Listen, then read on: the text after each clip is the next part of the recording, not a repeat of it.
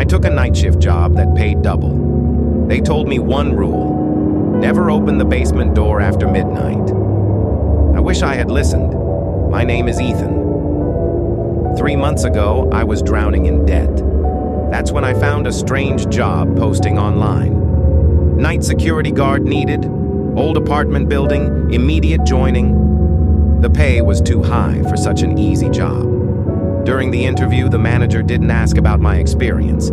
He only said one thing: if you hear anything from the basement, ignore it.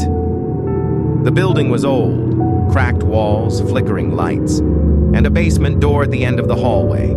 It was always locked, chained, with a faded warning sign: authorized personnel only every night at exactly 2:17 a.m. My radio turned on by itself.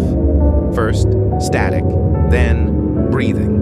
I told myself it was bad wiring, but wiring doesn't whisper your name. On the 7th night, something changed.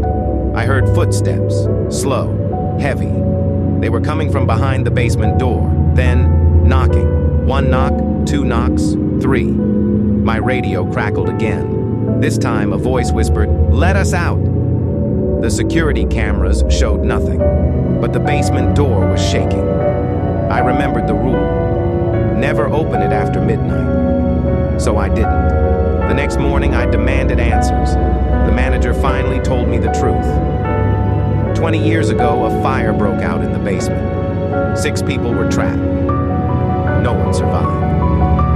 After that night, every security guard quit within a week. Some vanished. I resigned immediately.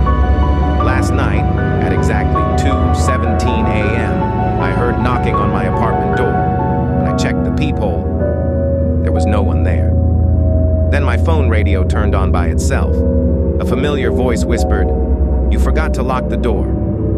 Some doors are locked for a reason, and some mysteries should never be solved.